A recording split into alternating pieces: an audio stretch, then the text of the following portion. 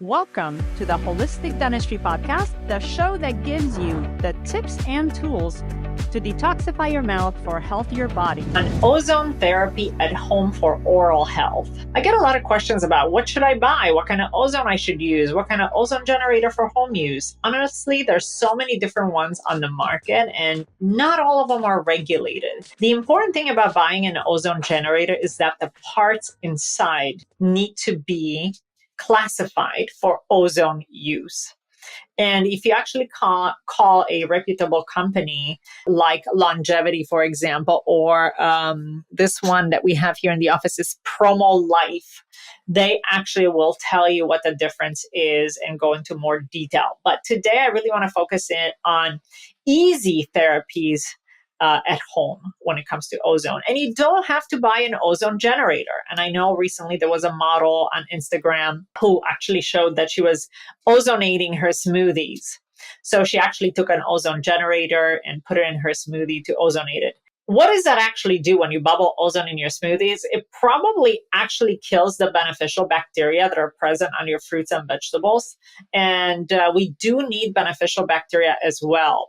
Is it actually putting oxygen in there? Hard to tell. There's really been no research on oxygenating or ozonating your smoothies for that matter. Drinking ozonated water on its own can be beneficial for the stomach. But for the mouth itself, definitely ozone water is one of the modalities that we can use to help treat cavities and to help with bleeding gum. The easiest way I found to get ozonated water at home is using a tumbler. This tumbler is actually from BioSure, and you basically use just tap water. And if you look inside here, I actually put some tap water. You press a button here in the front, and what this actually will do is start turning blue. And you will see actually little bubbles coming from the bottom into this chamber. In about 2 minutes, we will actually have ozonated water. The important thing is you don't want to use distilled water because distilled water is devoid of minerals. And in order to create ozone, we actually need the mineralization. You can use definitely filtered water. You can use spring water. No reverse osmosis water, again, because that's devoid of minerals. And then in 2 minutes, you have ozonated water that you can swish with. And this particular tumbler makes 3 parts per million water. When you actually open up the cap, you can actually smell the ozone. Just don't take a big whiff. Yes, it's definitely ozonating the water and it hasn't even been 2 minutes. You can actually take it and fill the reservoir of your water flosser. The importance of this is that the water flosser actually can drive the ozone water up to 6 millimeters under the gum, especially for those of you that are suffering from gum disease, inflammation, or maybe you have crowns that are just holding inflammation in, around the gums.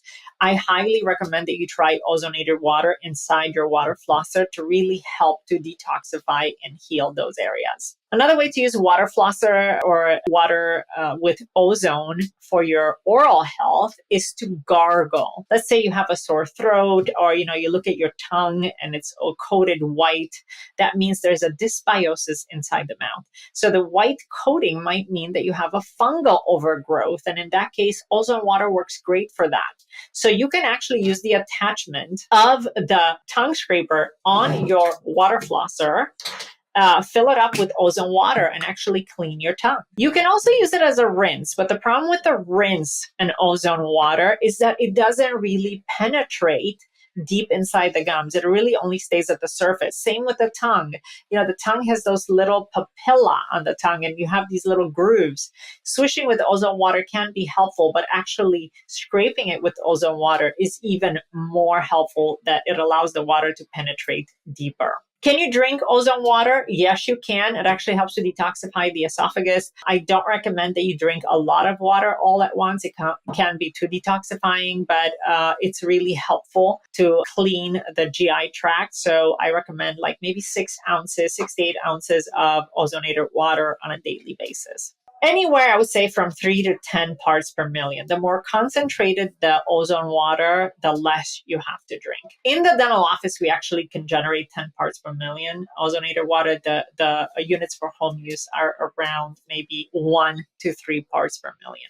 Some companies will actually put it on the labels, but some won't. So try to get one that's around 3 parts per million for home use.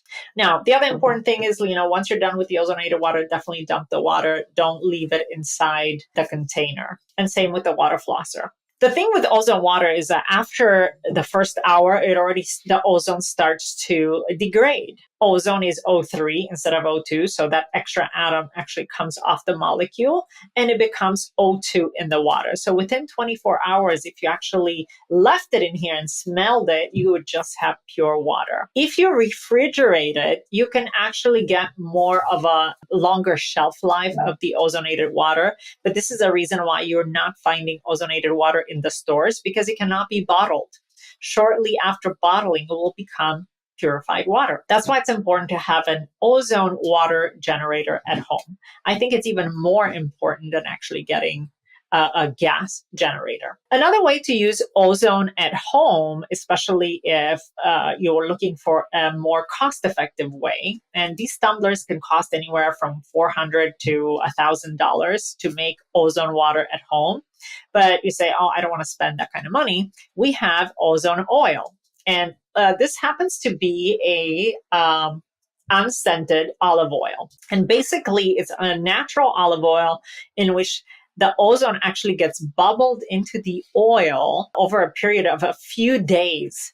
And if you actually smell this, it strongly smells like ozone. The nice thing about ozonated oil, it can sit on your shelf for years. I mean, I think my oldest bottle of ozone oil has been sitting on my shelf for about 6 years and is still the same. It hasn't gone rancid or bad. If it's starting to turn more of a yellow color, which I have seen sometimes, especially when they're exposed to heat, then I would recommend just throw it out. But this is kind of what you want to see inside, a clear white, and you can actually smell the ozone. If you buy ozone oil and you smell it and it barely smells like ozone, it's not ozonated enough. So in order to have a therapeutic effect, you really want to have a potent ozonated olive oil. I recommend that you use this, and ozonated oil can be used on other parts of the body, but for oral health, let's say you have a breakout on your lip, you have a herpetic breakout. You can actually take a Q-tip, and a little bit goes a long way.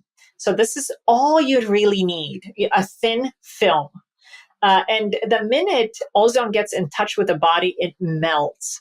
So let's say you have a irritation on your gum. You can actually take with a Q-tip and just rub it into the gum. And what I recommend is that you rub it back and forth. And as you rub it back and forth, what happens is the ozone oil gets liquefied and it starts to flow inside the gum pocket. But let's say you have a cavity. Can this work for cavity? Absolutely, it can. So again, a little bit goes a long way. You take a little Q-tip and let's say you have a cavity right on the surface. What you want to do is actually rub it in. Rub it in.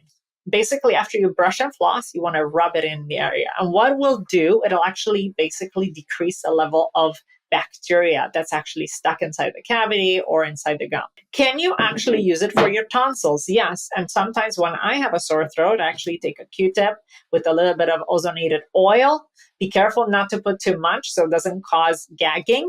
And you can basically rub it or put it right in front of the tonsil, and you swallow, and that'll create actually an effect of, having the ozone oil on your tonsils to really go into every little groove to disinfect. This is definitely the most economical way to use ozone oil for oral health. Anything from cuts on the gum, let's say you're getting, an infection from those tongue rings, which I have seen, ozone oil works great for that. For those of you that are using braces and you're getting gum irritation, ozone oil works great. But do not brush with ozonated oil. Why? Because it's too strong. This is actually medicine. That's what I call it. So it's used for inflammation. But if you constantly brush with ozonated oil, you will be killing all the beneficial bacteria that's in your mouth. And what can happen? You can actually create an inflammatory problem. We cannot live without beneficial bacteria in the mouth.